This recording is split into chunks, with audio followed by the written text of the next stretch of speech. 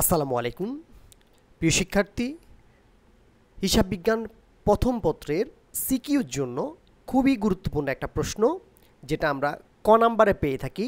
আমাদের হিসাবের বইসমূহ অথবা হিসাব বিজ্ঞান পরিচিতি এই দুইটা চ্যাপ্টারের কম্বিনেশনে মূলত এই ধরনের প্রশ্নগুলো এসে থাকে। তো এই প্রশ্নটা যদি আমরা ভালো করে বুঝি, একদম খুব সহজে আমরা কিভাবে প্রারম্ভিক মূলধন নির্ণয় করা হয় সেই বিষয়টা ভালোভাবে বুঝে যাব।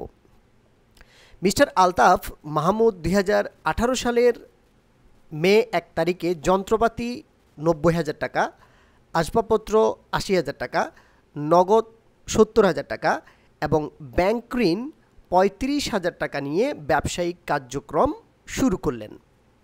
তাহলে এখানে কিছু আমরা সম্পদ দেখছি এবং একটা ব্যাংক ঋণ দেখছি।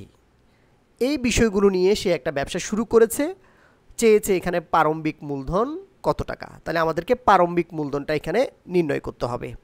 তো প্রারম্ভিক মূলধন নির্ণয় করার জন্য মূলত আমরা প্রারম্ভিক সম্পদগুলো যোগ করি এবং আমাদের যে প্রারম্ভিক দায় যেগুলো আছে সেগুলোকে আমরা বিয়োগ করি।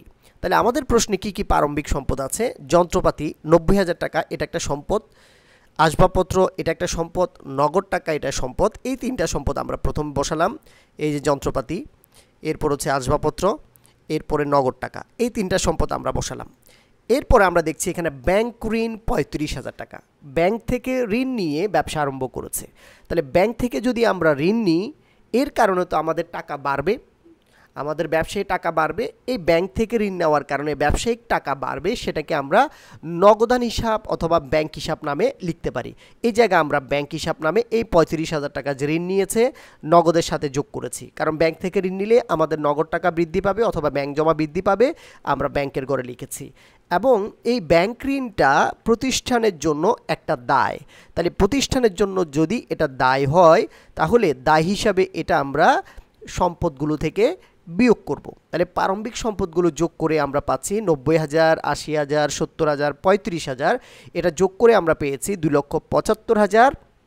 তার থেকে ব্যাংক ঋণের যে 35,000 টাকা দায় হিসাবে গণ্য করেছি আমরা, সেই 35,000 টাকাটা বিয়োগ করলে আমরা প্রারম্ভিক মূলধন পেয়ে যাব 2,40,000।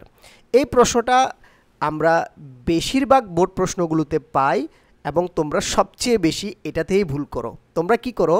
ঋণের টাকাটা ঠিকই বিয়োগ করো, কিন্তু ঋণের টাকাটা নগদ অথবা ব্যাংক হিসাব নামে তোমরা সম্পদের পাশে লিখো না। এই ভুলটা করো, এই ভুলটা আর করা যাবে না। এই ভিডিওটা দেখো ভালো করে, আশা করি এই ধরনের প্রশ্নগুলো তোমরা খুব সহজে সমাধান করতে পারবে। ধন্যবাদ সাথে থাকার জন্য। আসসালামু আলাইকুম।